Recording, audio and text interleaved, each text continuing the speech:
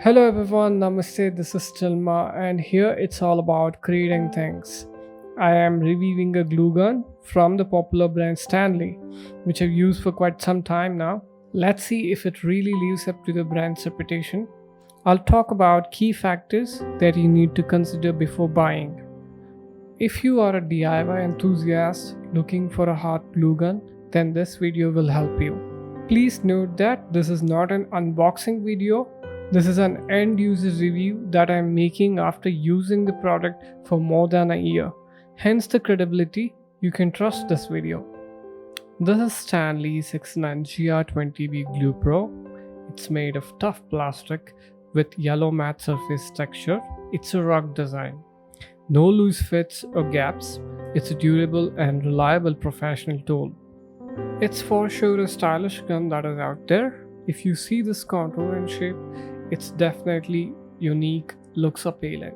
I'm impressed with its sleek modern look. Doesn't feel heavy. It's a lightweight hand tool. While it may appear small in pictures and illustrations because of its curvy shape, but it's not. The handle's shape provides a comfortable grip, helping you to work for longer periods without discomfort. The trigger looks fine and is smooth and easy to operate, but a wider trigger would have made it even easier to press and reduce hand fatigue. This tool comes equipped with a foldable stand, but it's not the most stable due to its short footing. My work table is usually a mess, always a chance that something knocks or something. This gun kept falling down. Some other guns come with better and wider stands. The glue stick feed mechanism is the most crucial aspect of a glue gun. My previous glue gun had issues with its feed mechanism, resulting in poor flow. Without a good mechanism that can push the stick inside with a strong grip and force, the glue will not flow properly. To test the strength of the feeding mechanism, firmly hold the stick and press the trigger. If it doesn't slip, then you have a good one. I'm actually using a good amount of force, and even after that there is no slip. Now let's see about the glue flow. This gives a good even flow with no trouble. However, it's common for glue to string a bit when pulling away from the application surface. Lastly, the amount of glue that comes out depends on how much pressure you apply and how fast you move the gun. This has a rating of 40 watts, which is sufficient for most applications.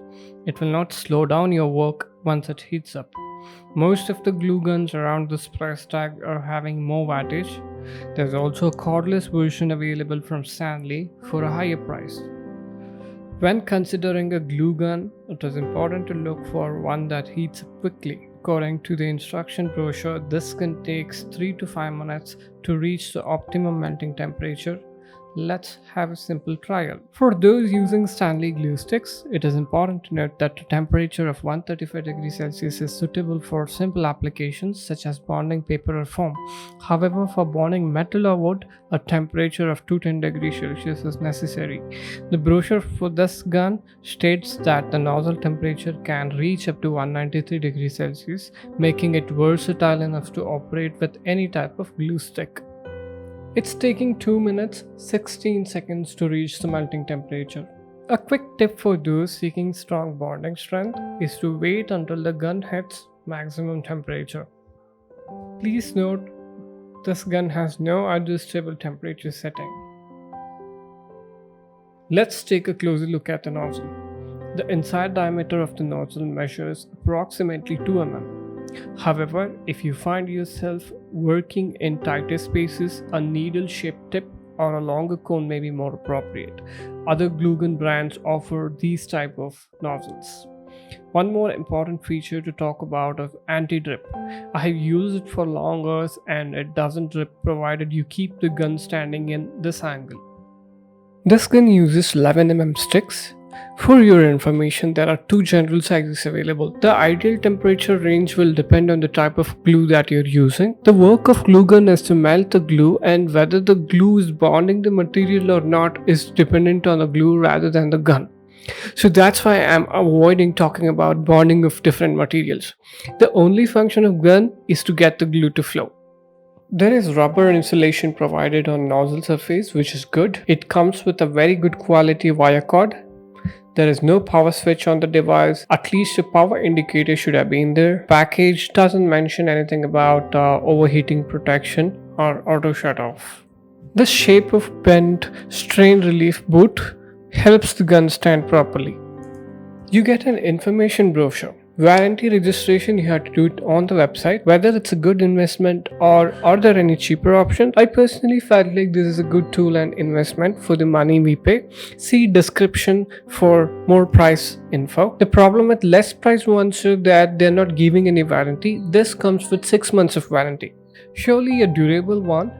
It will last for some good time. But the country of origin is Singapore. It's not locally made, hence the carbon footprint. There is nothing high-tech about this, it's just a heating barrel and pushing levers. Anyone can design this. So, the local companies can use this as an opportunity to design a sustainable, eco-friendly gun and sell. Most of the guns under this price lack aesthetic quality, reliability, and aftermarket support. I hope this will help you to make an informed decision. I appreciate your time. Do support the channel by liking and subscribing so that I can bring in more quality content. If you have any questions or comments, please drop them. I'll see you in the next video.